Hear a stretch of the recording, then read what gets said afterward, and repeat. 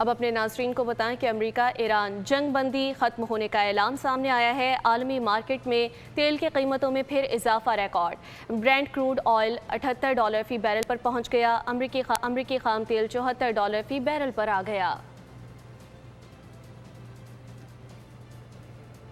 America Iran जंग बंदी ख़त्म होने का ऐलान सामने आते ही आलमी मार्केट में तेल की कीमतों में फिर इजाफा रिकॉर्ड होने लगा।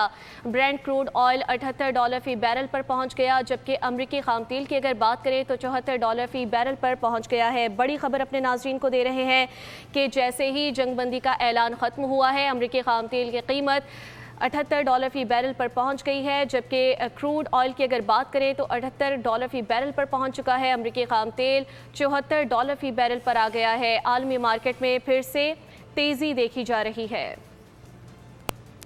अब अपने नाज़रीन को बताएं कि अमेरिका ईरान जंग बंदी ख़त्म होने का ऐलान सामने आया है। आलमी मार्केट में तेल की कीमतों में फिर इजाफा रिकॉर्ड। ब्रेंट क्रूड ऑयल $78 फ़ी बैरल पर पहुंच गया। अमरीकी खाम तेल $74 फ़ी बैरल पर आ गया।